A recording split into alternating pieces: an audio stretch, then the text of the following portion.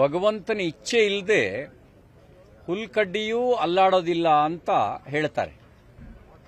ತೃಣಮಪಿ ನಚಲತಿ. ಈಗ ನೋಡಿ, 1528ರಲ್ಲಿ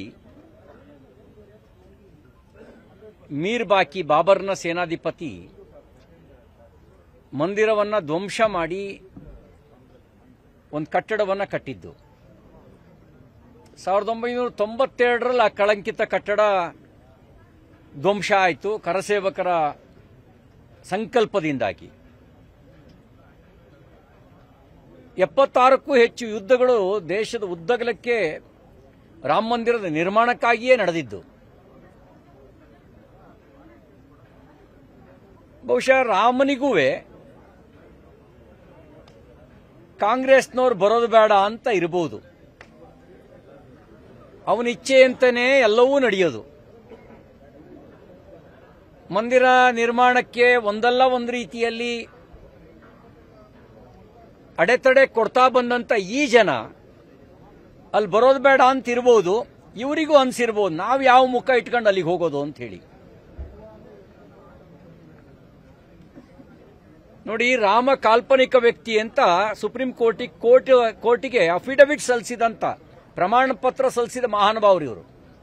ರಾಮ ಕಾಲ್ಪನಿಕ ವ್ಯಕ್ತಿ ಅನ್ನೋ ಒಂದು ಪ್ರಮಾಣ ಪತ್ರವನ್ನು ಕೋರ್ಟಿಗೆ ಸಲ್ಲಿಸಿದ್ರು. ಅಷ್ಟು ಮಾತ್ರ ಅಲ್ಲ, ಇವರ ಪಕ್ಷದ ಹಿರಿಯ ಮುಖಂಡರು ರಾಮ ಅಲ್ಲೇ ಹುಟ್ಟಿದ್ದಾನಕ್ಕೆ ಏನ್ ಸಾಕ್ಷಿ ಇದೆ ಅಂತ ಹೊರಗಡೆ ಪ್ರಶ್ನೆ ಮಾಡಿದ್ರು ಮತ್ತು ನ್ಯಾಯಾಲಯದಲ್ಲಿ ಕೇಳಿದ್ರು. ನಾವು ಅನ್ಕೊಂಡ್ವಿ ವಕೀಲರಾಗಿ ಕಪಿಲ್ ಸಿಬಾಲ್ ಮತ್ತಿತರ ಜನ ನ್ಯಾಯಾಲಯದಲ್ಲಿ ರಾಮ ಮಂದಿರದ ವಿರುದ್ಧ ಕೆಲಸ ಮಾಡಿದ್ದಾರೆ ಅಂತ, ವಿರುದ್ಧ ವಕಾಲತ್ ಮಾಡಿದಿರಬಹುದು ಅಂತ ಅನ್ಕೊಂಡಿದ್ವಿ. ಆದ್ರೆ ಈಗ ಅನ್ಸುತ್ತೆ ರಾಮ ಮಂದಿರ ನಿರ್ಮಾಣಕ್ಕೆ ಏನೇನು ಅಡೆತಡೆ ಒಡ್ಬೇಕು ಅಷ್ಟೂ ಕೆಲಸವನ್ನ ಕಾಂಗ್ರೆಸ್ ಮಾಡಿತ್ತು. ಕಾಂಗ್ರೆಸ್ನ ನಿರ್ಣಯದ ಅಂಗವಾಗಿಯೇ ಕಪಿಲ್ ಸಿಬಲ್ ತರದ ವರಿಷ್ಠ ನೇತಾರರು ರಾಮ ಮಂದಿರದ ನಿರ್ಮಾಣದ ವಿರುದ್ಧ, ಬಾಬ್ರಿ ಮಸೀದಿ ಆಕ್ಷನ್ ಕಮಿಟಿ ಪರವಾಗಿ, ಸುನ್ನಿ ವಕ್ಫ್ ಬೋರ್ಡ್ ಪರವಾಗಿ ವಕಾಲತ್ ಮಾಡಿದ್ರು ಅಂತ ಅನಿಸುತ್ತೆ. ಹಾಗಾಗಿ ರಾಮನಿಗೂ ಇಚ್ಛೆ ಇಲ್ಲ ಅವರು ಬರಬೇಕು ಅನ್ನೋದು. ಎಲ್ಲವೂ ರಾಮನಿಚ್ಛೆ ಅಂತಾನೆ ನಡೆದಿದೆ. ನಾನು ಅವರಿಗೆ ಪ್ರಶ್ನೆ ಕೇಳ್ತೀನಿ, ಈಗ ನೀವು ನಿರ್ಣಯ ಮಾಡಿದಿರಿ, ಅದೇನೋ ಹೇಳಿದಿರಿ, ರಿಲಿಜಿಯಸ್ ಪ್ರಾಕ್ಟೀಸು ಇಂಡಿವಿಜುವಲ್ ಆಗಿರಬೇಕು ಇತ್ಯಾದಿ ಎಲ್ಲ ನೀವು ಹೇಳಿದಿರಿ.